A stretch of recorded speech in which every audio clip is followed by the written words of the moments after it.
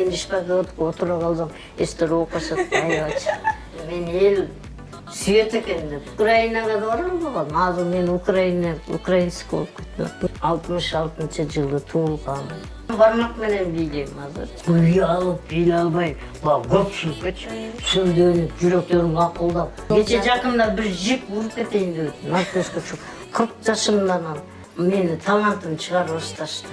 Бийсиз мындай. Би Жашатат окшойт. жашатат да.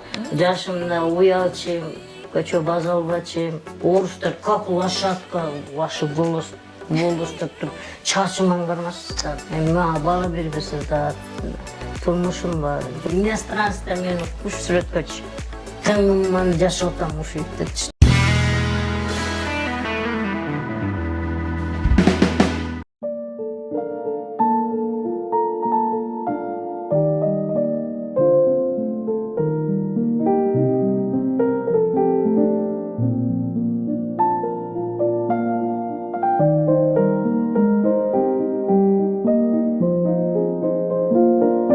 Каракөл жергесинен жалпы биздин көрөрмандарга салам жолдойбуз. Солото YouTube каналы бүгүн өзгөчө айым менен маектеш алдында турат. Себеби ден соолугуна байланыштуу муктаждык болсо дагы, жашы 58-де болсо дагы азыркы учурда дайыма бийлеп, элге жакшы маанайда тартылап келген Майрам апабыз. Ошондуктан биз менен болуңуздар. Эгерде сиз тарапта дагы мыкты таланттар болсо, анда даректерин жаза кетиңиздер, бизге кабарлашыңыздар. Биз дагы да болсо ошол жерге барып, алардын талантын элге тартууга жардамдашабыз.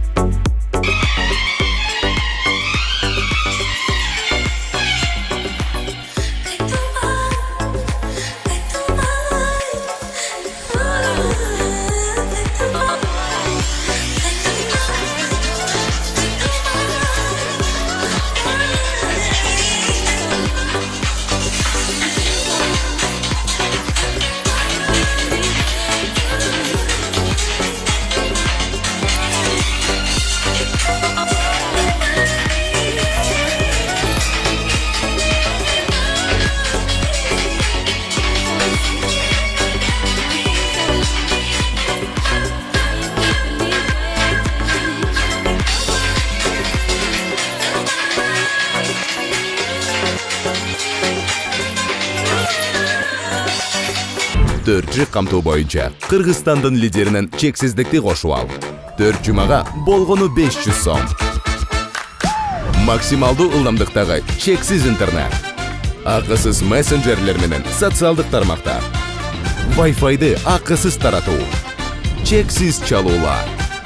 Жогорку сапаттагы 200дөн ашуун телеканал. Этно медиа онлайн кинотеатрын акысыз көрүү. Мой О тиркемесинен же Остор дүкөндөрүнүн акысыз есим. Баарына чексиз.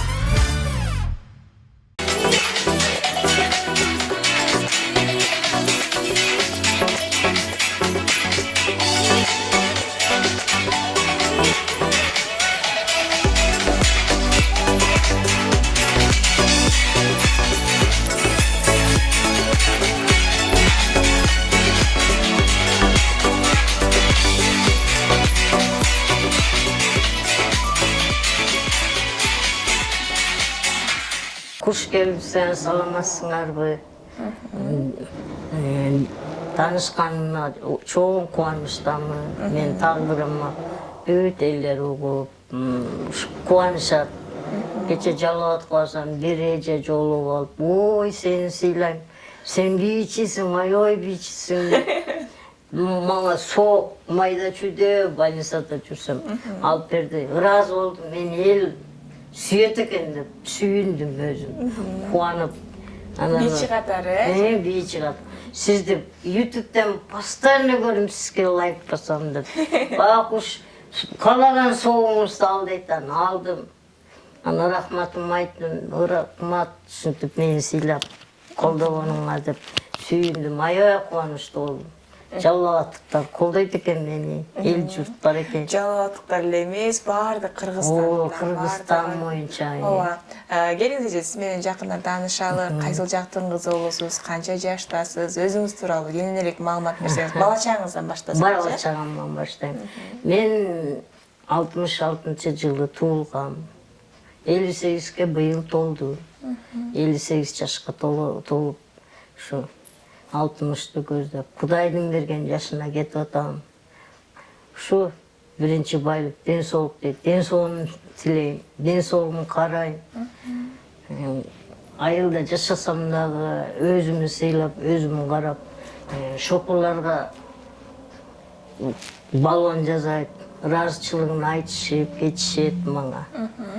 Тойлорго чакырат, тойго барып, бийлеп, акча утуп келем, акча, кружка, чайнек, пайнек беришет, аябай ыраазымын. Эл мени колдойт экен, эл жакшы көрөт экен, аябай сүйүнүчтүмүн. Жашымда уялчым, көчө база албачым, аябай кыйналып, элдер караса эле намыстан эле өзүм сыгылырчым. Азыр антпай калдым. Соцпомощтор ар областтарга. Бир эле Баткен калды, бүт областка барып көрүп келдим. Бишкекке чейин бардым. Бишкекке барып медал алдым. Сармелден барып мыкты кызматкер деген медалды алып келдим. Ушу Кайсыл жактын кызы болосуз өзүңүз? Өзүм ата-энем Токтобулдук болчу. Анан көл басып, ушу Каракөлгө келип ата-энемдер ушакка жашап калганбыз баарыбыз. Өзү түйүбүз Токтобулдук. Үйдө канчанчысы? Мен 3-үчүсүмүн. 2 акем бар. Бир акем өтүп кетти. Азыр үкөм бар болчу, мендей болчу, акем мендей. Акем 5 баласы бар. Семьясы менен, сиңдим дагы бала чакасы менен, неберелер менен. Мага бала бербесе да турмушум бар, жолдошум карайт. Ушуга ыраазымын. Үйүңүздөрдө дагы айтып калыңыз, бир туугандар ичинде сизге сиздей болуп, 3 сиздей. 3 2 эркек мендей, анан кыздарда мен ушундай болуп калдым. Анан калгандары 3 бою узун болчу. Бою узун. Как положено, силердей жашынакай. Бул гениңиздерде барбы же эмнеден экен? Жок, бул түйүнүнө чоң атам, чоң элелеринде жок экен. Мана кийин уктум, мен чоң апам бар болчу, ошол айтты. Мен апам кафе илгери Союзганда кафеде иштеп 3 киши кириптир. 3 киши киргенде апам күлөптүр, анан чоң апам айтты да. Күлөр, анан күлкүсүн токтолбой 3 тетир карап бата берип коюптур. Апам. 3-дөн кичинекей экен, а? Кичинекей 3 эркек кириптир. Анан апам тетир бар, чоң апам уштур, күлбөйүңдүр, оозуңу жакта ушса деле болбойт, жаш да апам. Жаш, ошентип күлүп койгон экен. 3-өсү тушундай болуп чыгып койду да. Жоза ата бабамда эмелерде жок нерсе экен. Анан ошо эмне кыласыз, Кудайдын жараткан, мен ага деле кейибейм. Кичинекей кезиңизде баягы уялып, ушундай болчу эле. Сабакка барбай, мектепке барбай, орустар шылдыңдачы. Аны калипаликте, уккан, ыйлап келчим, уксус ичтим. Өлөм деп, больницага жаттым, ата-энемдерди урушуп, силер капа кылдыңарбы деп. Анан кийин менен сураганда мен айттым, мен ызаландым аябай деп. Ошентип оорукчан болуп калдым, азыр уксустан кийин эметип. Ден соолугум начарлап калды. Уксус канча жашыңызда ичип алдыңыз? Мен ошондо 15 жашымда экен да, жаш экен. Аябай катуу шылдыңды болду эле. Катуу орустар көп болчу да бизде. Анан эле кыргыздар көп болчу. Каткырышып күлсөм, мен ызаланып сабакка барбайм, окубайм деп ыйлачым да. Сиз эмне төлөп койдуңуз деп. Үйгө келип туруп анан уксусту ичип алыптым да. Анан апамдар кайта скорый менен апарып, докторлор алып калышты мени. Анан ошондо эле мен индийский кинону көрүп эле кино көріп жүрчүмүн. Атам акча бербей койду, ыйлачым 30 сом болчу. 30 сомду таппачымын.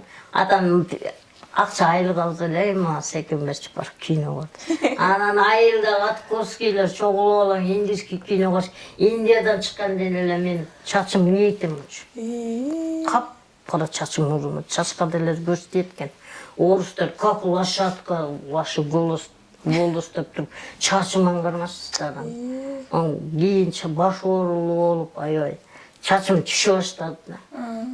Башым ооругандан кийин кыртырып таштадым. Чачым узун илип койчу, вагонго илип койчу. Тапчанын башына илип коюп апам. Кийин көчкөндө чачымды таппай калдым да. Кайта барып. Анан ошентип апам бакшы ыйлап, мен сен эмне кичинекейимде өлтүрүп коет белеңиз деп турум. Мен билбей турум, ата-энемди кыйнап турум да. Көзү апам ызаланчу экен да.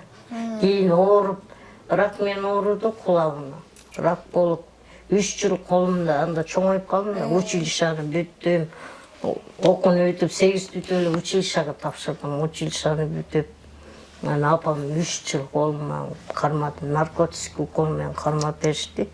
Анан апам болбой калды. Кийин 3 эле жыл жашайт деп койду. 3-чү жылы уже апам эмете.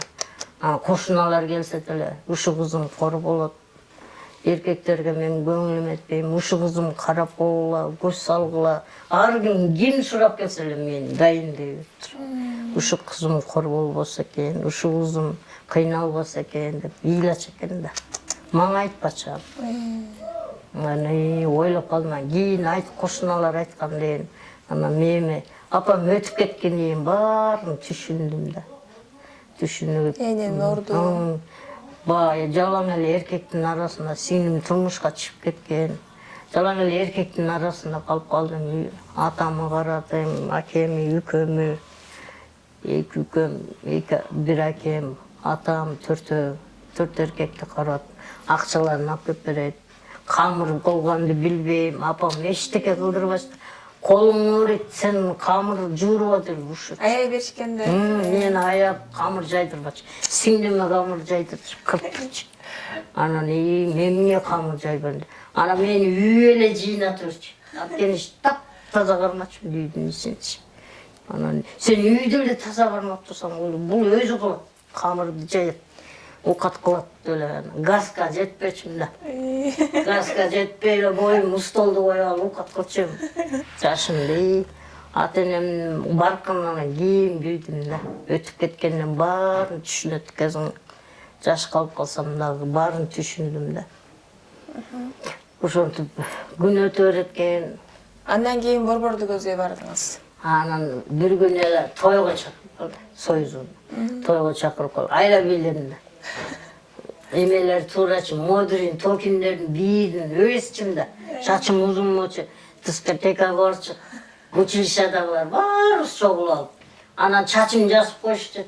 Бийлеп, Модрин, Токиндердин эмелерин, сиси жана илгерки музыканттарын бүт туурап бийлечүм да. Анан эле элдер бийлеп аткан элдердин баары эле куруп болуп туруп баштады. Мен тартынбашым бийлей берчүм. Анан айыл кыштыкта жашачык да баардыгы кошуналар чогуу ойноп турган. Отурсуп койчу баардыгын таш-ташка. Отуругула мен бийлейм силерге. Силер кол чап кола деп жашпастар да. Алар кол чап бийлеп музыканы коюп айла бийлешти. Тапчамын катчы. Артыгы.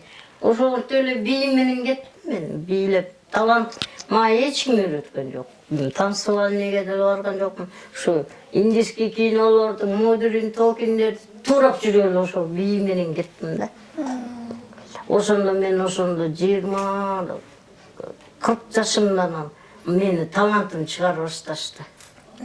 Талантым чыгарып эл журт бирөө соцпомощдон көрүп калган, мени алып чыгышты областтарга. Бүт азыр Баткен эле калды, калган бүт областка барып келдим. Училищада окуп жүргөндө мени постоянно бийлечи. Эметчи училищада агайлар кызыгычу да, чачымды узун, чачым жазалаш эле, эмелерге барсак эле мен чачым жазып, училищада балдар эле вечер кылчык да, жашпыз да. вечер болот, түнү вечерге апам жибербей, сорго жиберсе сурашып алып кетчү.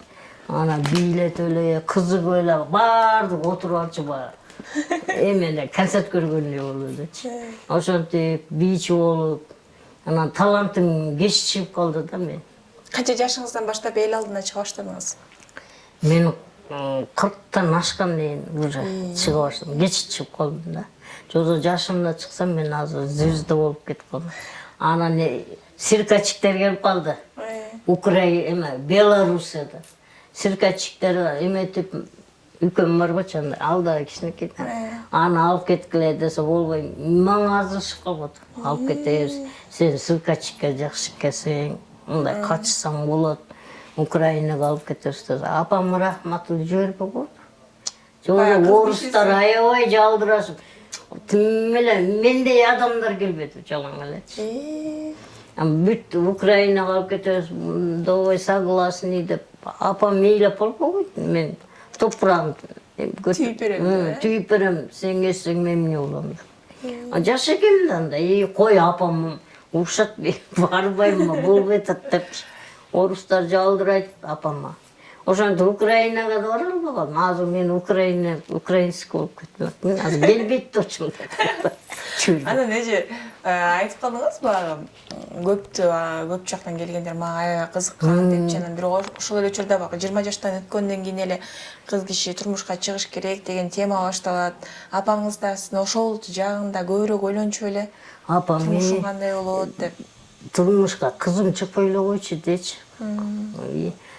Мен деле мынакей атаң тартып силерди кыйналып өстүргөн, кыйналып чоңойтком деп.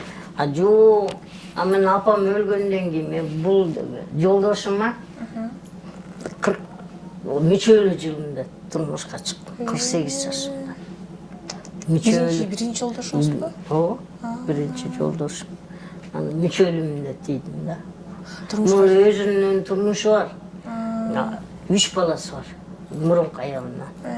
3 баласы бар. Алар өздөрү менен өздөрү эметпейбиз деле өздөрү менен өздөрү кызы деле турмушка чыкты, чоң баласы деле үйлөнүп, өздөрү менен өздөрү анан.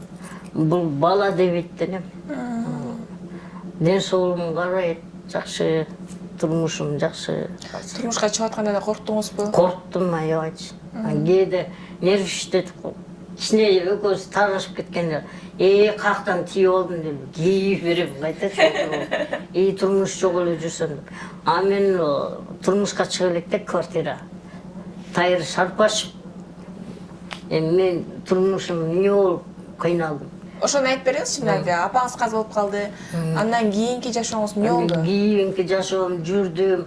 Атам 4 таштан квартира берген, баарыбызга чогултуп эле, баарыбызга бириктирип эле 4 комната үй берген.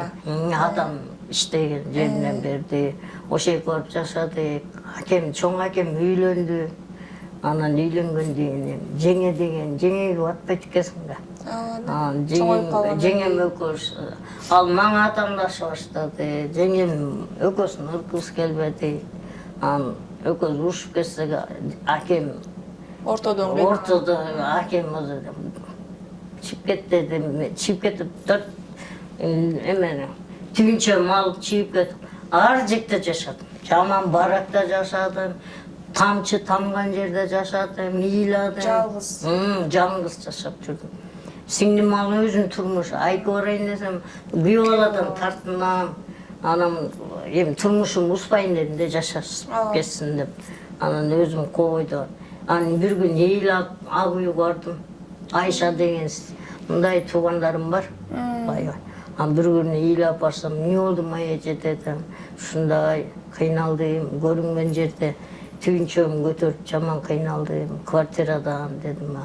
Бир күн эле мага чалып калды. Майэже келиңиз, бир депутат келатат деди.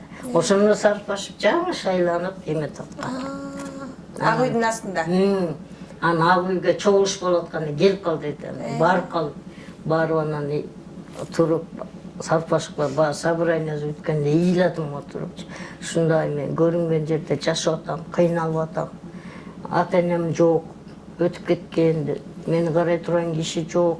өзүмчө жашап, баракта жашайм, тамчы тамак, ыйлайм, отуруп турсам. Анан арыз жаз деди. Арыз жаздым. Арызды жазып туруп. Ал өзүнүн акчасы, анда 12 миң акча. Көкүштүү болчу да.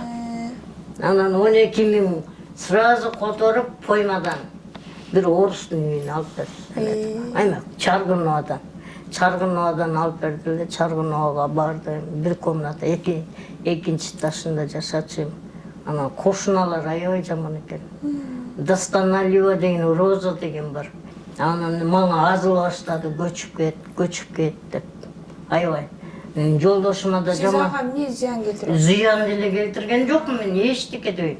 Анан эле Орозова Жумка деген бар. Ал да азыл баштады. Үйгө киши келсе, мен ботинка, кайын журттар келсе эле, ботинка жоголду, балам ботинкасы жок, уурдап кетти деп. Анан жолдошум чалат. Силер ботинка алган жоксуң. Кичинекей баланын ботинкасы эмне кылат, чоң кишилер. Анан мен айттым, Жумка, сага эмне болду? Уурат койгон. Анан бир күнү лесосодон түшүп кетсем, мындай кичинекей эле садиктен келаткан баласы. Качан кетесиз? Качан көчүп кетесиз деди эле. Үйгө кирип алып аябай ызаланып ыйладым. Өзүмдү токтото албай ызаланып ыйлап атам. Ызаланып ушул мындай чын балдардан ушул сөздү уганмын деп. Анан сотко кирип барасам, жолдошум как раз иштен болуп калды эле. Колуман кармап, соттун эшигин оруп койгом да. Ыйлап, ызаланып кетип алсам, колуман кармап, уят болот. Элдер сени айтат, кошуналар менен эметип атасың, соттошуп атасың, антпе, кой, өзүңө кел деп. Үйгө сооротуп алып кирди. Макул болдум. Кайтада дагы башташты. Ошол экөө азылып жүрүп эле мен буларга эмне дечи эле Кыргызда. Битке теңелип, жаман чапанын өрттөп. Анан үйдү саттым. Азыр бир комнатаны 1,5 миллион dedi. Мен 380 миң эле итпеке сатып жүрдүм. Качан саттыңыз аны? Мен мынеке келгеним азыр 6 жыл болуп калды. 6 жыл мурда. Жашаганыма. Эрте улайдан куруп, колектеп үй салдык бийгечи. Эрте бар жерде жашадык экөөбүз. Бир Изабелла жакта вулканизацияда жашап жүрүп эптеп улай шулап, ошо тамдын акчасы менен бекет үй тургуздук да. Бир комната, бул жакта бир комната, вулканизациясы бир комната, 2 комната. Ошо 2 комната. Анан ушинтип анан кыйналгандан бир күн эле ак үйгө соцпомощь кылсам, аябай урушпады. Сен бизге айтпайт белең, ал адамдарды очойгон иштарапты төктүрмөпсүң. Немейт право, ал өкмөттүн үйү. Сен эмне үчүн саттың деп. Эми агоротун калып калган экен, агоротум азылышып атат. Булар айттым, жерге тоесуңарбы экөөңөр дедим. Жерге тойбосоңор 1-2 метр жерге барып, жерди кучактап калбадылар деп. Эметип ызаланып магазинге кирип алып мени ушу жаман кылышпады баягычы. Ошо деп аябай кордукту көрдүм. Турмуш аябай эметтен кой эпте улай салайын, эми кайсы депутат мага үй алып берет деп. Аты менде намус керек да, уят да. Азыр жолдошуңуз ошол баллондорду үйлөтүп, вулканизация иштетесиздер, чогуу биргеликте. Күнүнө жакшы эле чыгабы же кээде болбой калган учурларда кездешеби? Кышында вообще болбойт. Антип бул жак Кара көл менен Таш көмүрдүн ортосунда жайгашып калганбыз да. Грузовой бизде эле да. Жеңил машина жок. Анын чалым Карска алып кредитке 35 миңден төлөп аттык. Айына. 3 жылдык кылып алып, экөөбүз чачуу сагырып. Мен пенсия менен жашап калдык. Экөөбүз чырылдайбыз. Светке же светтү төгө албайчы эметип.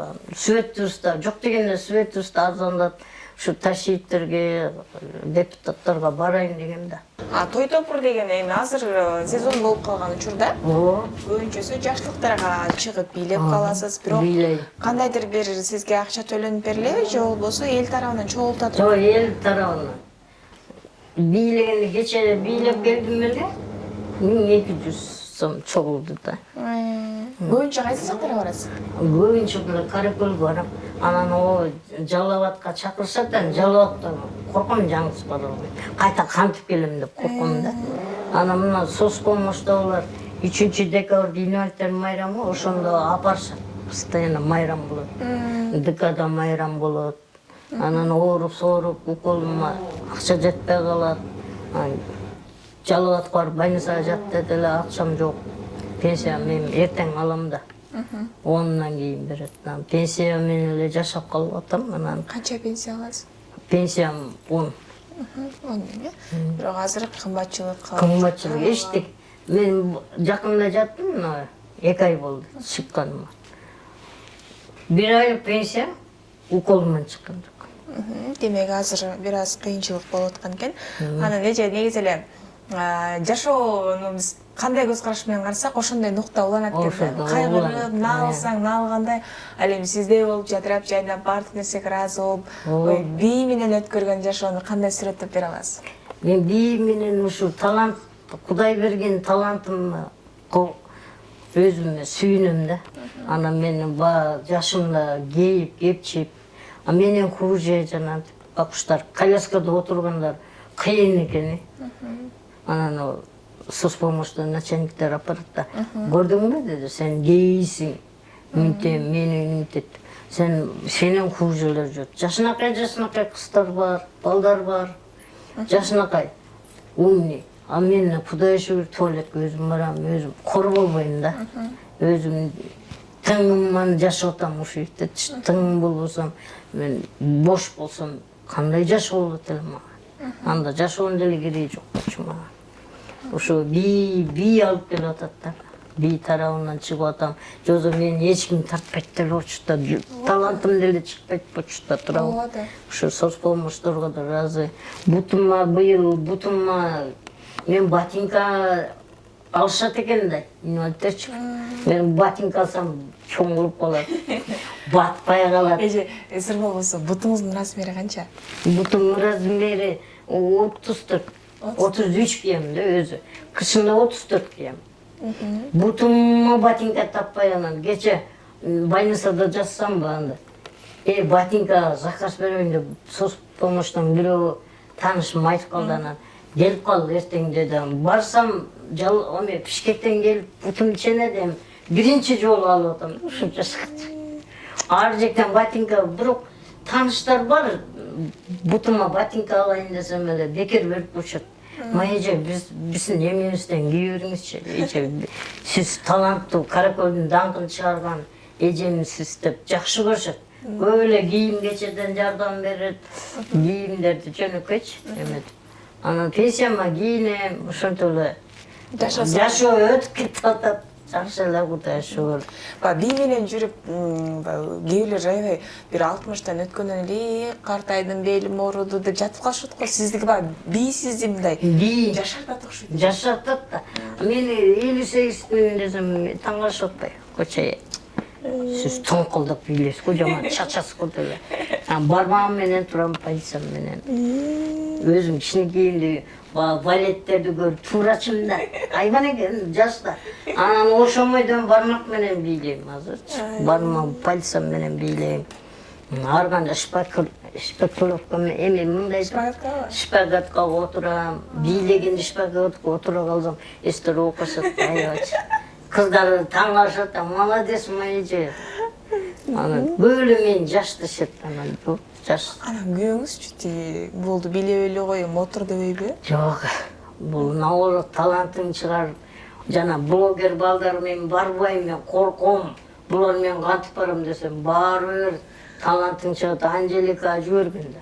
Анан мейли деп 2 блогер балдар апарып, Анжеликага киргизип аябай. Эметип Анжелика аябай сыйлап мени. Кафелерге апарып, иностранцтан бар келген экен. Индияларды көрүп эсим. Соткамда бүт видеолор бар. Сохранить болгон. Анан дагы айтып калдыңыз, Сармерденге барып дагы бул медалды алып келдим депчи. Мындан башка дагы каракөлдүктөр, деги эле Жалал Абад областынан сыйлаган. Өзү каракөлдүктөрчү бериш керек экен го медаль. Өзүмдүн жериммен медаль так элек. Ильяс айтып жүрген Мая сізге бір медал тағам. Мер менен бийлеген эмем бар да, видеом бар. Мер мени колдоп, ар бир областтан мерлер келип бийлегисин деп. Өкөз жалаң Индиян музыканы коюп туруп, бирокта чарчап калдык. Эмне кайталанып атат деп, кызы көрө өкөз музыканы коюш. А биз өкөз тегерен эле жүрөптүк. Ал гитараны кармап туратып койгон да. Аябай жакшы билем, ошону макташат. Аябай сонун бийлегесиң мери менен деп. Кайсы жактын эри? Каракөлдүн мээри барган. Азыр Ильяс эмес, башка болуп калбатыр. Азыр башка эме болуп. Бирок жакшы эле Каракөлдө. А десем бир сөз жок. Жардам берип турат. Бир жылда акчалай материальный помощь сурап турам, ал берип турушат. Антпесем да болбойт да. Анан негизи эле эже жашооңуз менен сиздики кызыктуу экен анан үй жумуштарында көбүнчөсү кыйналганыңыз эмнелер болот? Баардык нерсени кыла бересиз ушу? Кыла берем. Камыр жууруп, нан жасайм. Кээде оокат кылбайм. Жолдошум компот жабат мени. Компотто ишим жок. Ал өзү жаап, өзү кылып, өзү жүрөр. Ошо экөөбүз кабыра оокатыбызды кыла беребиз. Бирок кышында кыйналып калат экен да, аябай. Туалеттен нар койду үстү да. Кече жакында бир жип уруп кетейин деп, наркозго чуп. Бир жеңил машина келаткан, шашып ичим ооруп калды, анан шууркап эмесем эле жаныма келип калды. Сигнал башат, далбойсуз дедим. Мында карабайсың жолду дедим. Анан ошол жерге да эме жана эмне деп коет? Эме сыстырып. О 5 акот колуп алсам бир күнү мени уруп кетет аны. Айттым эле, чалым, чуть-чуть калдым уруп кетерин дедим. Видеокамера номерин жаттап калбайсың деди. Эми анын номерин жаттамакты бекте ичим ооруп дедим. Анын тейtekte келаткан да, эми алып чыгып өтүп кетем дедим да мен. Көрбөй калыптыр. Анан коркорум дейт. Ушу баня, туалет салып берип койчу мага, ушул эле мага эме болот эле, кыйналбайт элем. Жозу суу жанымда калат, энен суу. Анан арада доход керек да. Жолдун боюнда анча-мынча нар өткөн, бери өткөн, бир эле кыргыздар эмес, башка улуттагылар да өтөт да. Таң калып, аңырайып карап Жок, иностранецтер көп келип мен менен сүрөткө түшүп кетишет. Кытайлыктар келет, таң-туң деп, алар кептеп жүрөт, француздар келет, аларды эми тилин билбейм да, анан соткасы минтип койсо которуп турат турбайбы? Анан атым сураганда Майрам десем, Майрам мынтип сүйлө дейт аны, сүйлөсөм кадимкидей чыгат. Андайды өмүр көргөн эмесмин, иностранецтер мени куш сүрөткө түшөт. Мактап кетишет бизди, молодец деп. Эже мисалы үчүн мурда дагы ушул биздин кесиптештерибиз сарыганы даярдаганда сонун материал чыккан сиз жөнүндө. Ошол сиз чыккандан кийин эл тарабынан кандай реакция болду? Эл тарабынан биринчи тартынып жүрүп, уялып, биле албай, көпчүлүккөчү сүрдөнүп, жүрөктөрүм акылдап, эми коркуп атам десем, эмне коркосуң? Чык эле чык, ырчылар ырдап эле чыгып атпайбы дейт анан, ырдап. Азыр жакшы, тартынбайм. Сразу эле кетем, бийлеп, сүйлөп. Бишкекке чейин тойго чакырса да, Бишкекке бара албайм деп келем мен. Кантип барам деп. Интервью бергенден кийин эл тарабынан кандай интервью элдер аябай Украина, Россия, Москва. Даже Москвада классташтарым, курсташтарым учишат окуган. Аябай эме башты. Мая, молодец сен, ушундай талантың чыгып атат, молодец. Биз даңктала албайсың, молодец. Даңктап чыгып атасың деп. Аябай кубанычта болду, орустар. Аябай Украина, Белоруссиядан укмуш эме келип атты да. Эми баа сүйлөп, аны ушу Ташиев же Жапаровго жолуксам арманым жок эле. эмне сурайт элесиз? Ушу материальный эме деп же материальный эми колум сууга салганда шишип атпайбы деп ооруп, кир жууп алгам. Машинкам деле жок. Кир жууган машина? Жок да, колумга жуйын да. Колума жуйын. Анан стиральный машина алайын десем 37 миң дейт. Мен 37 миңге кредитке алыңыз беребиз дейт. Мен ачка калам муну. Eşlikeye жетпейт азыр. 5000'den төгөрөс да. 5000'den төккөндө мен эме кыйналып калам дедим. Машинканы чалмай көрөм. Суу эптеп туалет эме бул. Же условия үйдү сатпай эле койсом болмок экен. Азыр дагы эжекебиздин талантына күбө болобуз алдыда. Андан сырткары дагы өзүңүз буга чейин айтып калдыңыз, формаларым эскирип кетип барат депчи. Көгөртөт. Чок формалар. Ошол бир эле формаңыз бар. Болду, ушуна сос болмош алып беришти бакыштар. Алып берген 2 жыл, 3 жыл болуп калды. Бала жууп туруп пакетке салып койсом көгөртөт. Буюрса эжекебизге сөз берип кетип атам. Өзүмдүн атыман буюрса жакшы бир форма алып салып жиберем деп, андан сырткары биздин көрөрмандардын ичинде дагы дал ушундай колдойт элем эжекебизге жакшы бир атайын той топурга бийлей турган формаларды алып берет элем деген болсоңуздар, анда биздин баракчага жазып коюңуздар. Биргеликте эжекебиздин чыгармачылыгын дагы да болсо колдоп, коштоп, өнүктүрүүгө салым кошолу. Анан да эже негизи эле ушу алдыдагы кыялдарыңызды кайынча адам канчалык жашы өткөн сайын огуш бедер баягы жакшы нерселерди кыялданып. Мен жакшы нерсени өзүмө кыялданам. Ушу ден соолук берип, ушу бийлеп, биймен артылбайм. Мен ушу буту колум ооруса дагы бийлеп эме оорубай калат да. Бийлебесем ооруп калам. Аны үйгө отуруп алып өзүнчө музыканы коюп алып, тамсыра түшүп, бутумду шакылдатам, чалым күлүп калат. Эшикке чыгып алып эле канастрга бийлеп бербейм. О дейм. Эшикке чыгарбайбы, анча чыкпа дейби. Жок, баягы катуу кирне киргенден коркуп калдым да. Элдин эмеси жүгү түшүп калат экен да.